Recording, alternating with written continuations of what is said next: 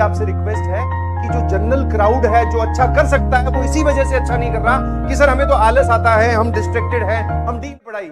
बोलेगी सर पहले तो हमने लेट ज्वाइन किया। मैंने पूछा क्यों लेट ज्वाइन किया? सर हमें पहले विश्वास नहीं हो रहा था कि 4000 में कोई जेई का पढ़ा सकता है क्या।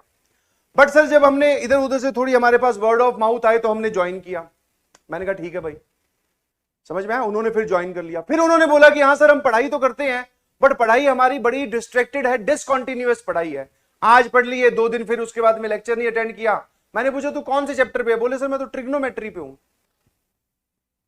समझ में आया।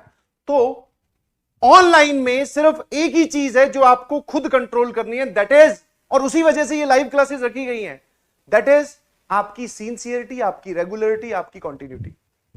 आपको रोज अटेंड करना पड़ेगा बेटा, रोज।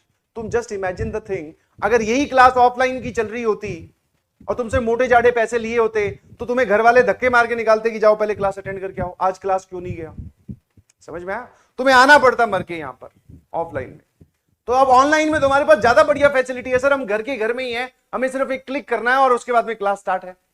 किसी कारणवश हमारी क्लास रह जाए तो ऑफलाइन में कोई ऐसा टीचर नहीं है, आई गारंटी, जो ये बोल दे मैं पूरा पढ़ा दूंगा वापस से। ऑल्दो एडमिशन के टाइम ऐसी टोपियां पहनाई जाती है कि हाँ करवा देंगे, ये कर देंगे, वो कर देंगे, बट ऐसा कोई नहीं है जो वापस पढ़ाता हो।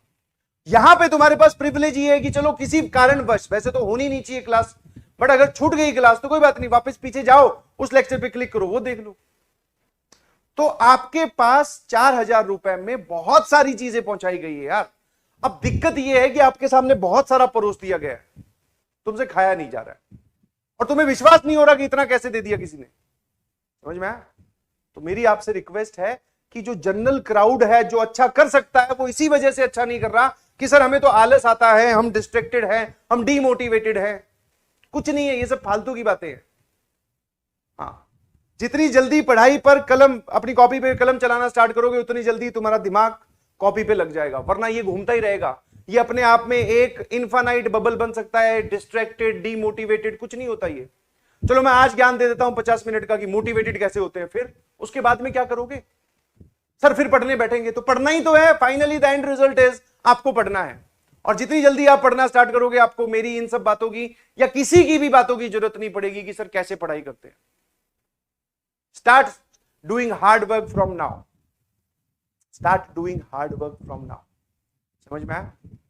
मेरी आपसे रिक्वेस्ट है, हाथ जोड़कर रिक्वेस्ट है कि ये टाइम बीतने के बाद में सिर्फ आप रिग्रेट रह जाएगा, सिर्फ खुद को आप यही बोल रहे होगे बंद कमरे में बैठ के कि यार पढ़ लेता तो शायद मैं भी आज IITian होता।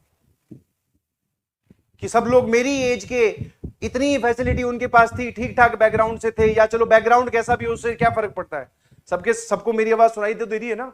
कागज कलम है लिखने के लिए, बस इतना ही चाहिए, उसके अलावा कुछ नहीं चाहिए। तो अपने आप को पहले एक लाइन पर लेके आओ। वो काम तुम खुद कर सकते हो और कोई नहीं कर सकता पूरी दुनिया में। हाँ, और धीरे धीरे अपनी लिमिट बढ़ाओ, और लिमिट इतनी बड़ी कर दो कि वो लिमिट तुम्हें देखकर लगे कि अरे भैया गजब कर दिया है।